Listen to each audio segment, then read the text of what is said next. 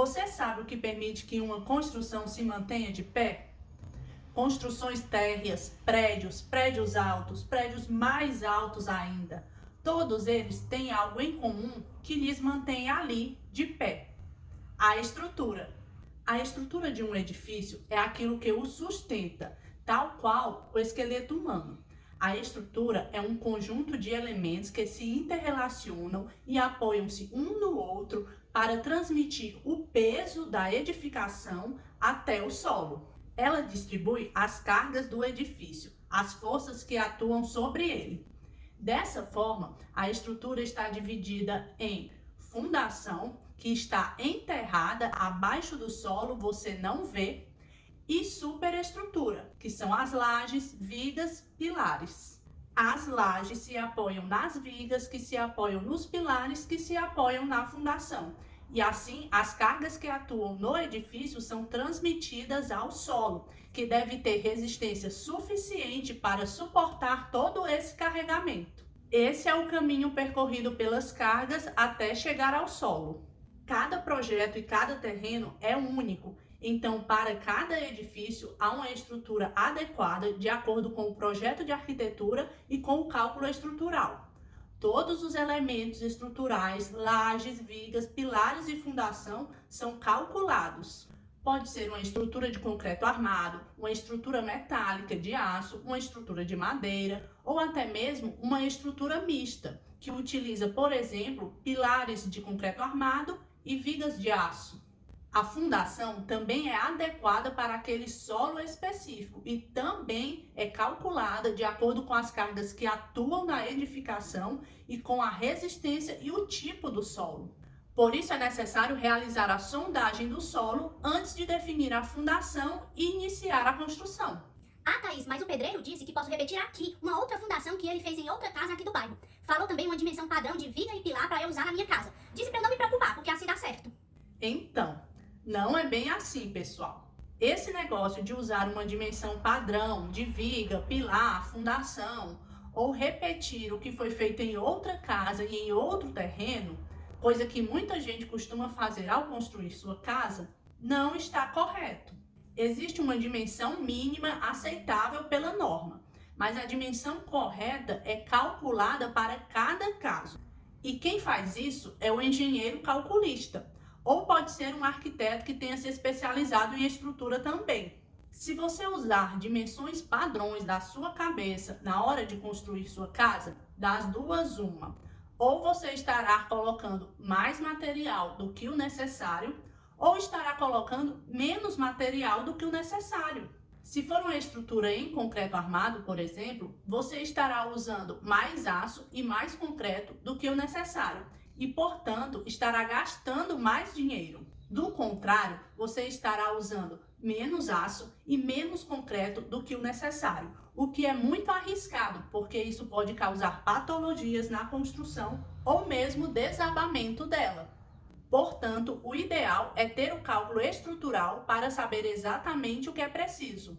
As construções térreas também necessitam de estrutura, mas como elas suportam apenas a cobertura, a ausência de uma estrutura adequada numa construção térrea é bem menos arriscada do que a ausência da estrutura adequada numa construção de um sobrado ou, muito pior, na de muitos andares. Para fechar e vedar as edificações, existem muitos tipos de materiais: alvenaria, gesso, concreto, madeira, vidro. Esses elementos já não têm mais a função de suportar as cargas que atuam na edificação. Eles apenas fecham, vedam cada ambiente e o edifício como um todo. Porém, existe o caso da alvenaria estrutural, que é um sistema de construção em que as paredes fazem a função estrutural, não sendo necessário o emprego de vigas e pilares para a sustentação do edifício. Cada material de vedação tem suas vantagens e desvantagens e é escolhido de acordo com as necessidades específicas de cada edificação. Por isso é possível, dependendo de cada caso, quebrar paredes em reformas para modificar o ambiente, pois elas não são a estrutura, não têm função de suportar a edificação. Mas cuidado! Apenas arquitetos e engenheiros estão qualificados para identificar o que é ou não é estrutura e se aquela parede pode ou não ser demolida. Não saia por aí demolindo paredes para modificar os ambientes sem o auxílio profissional.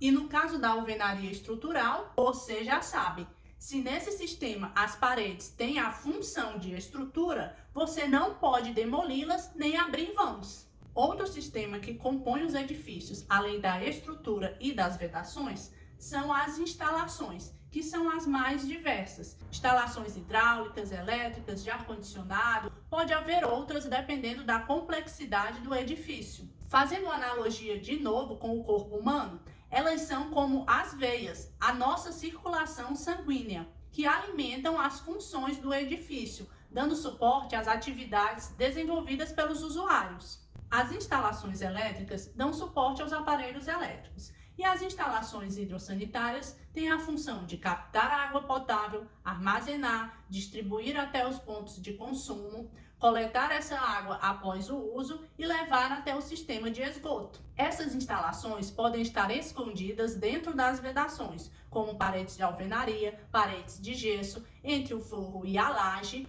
ou podem estar aparentes.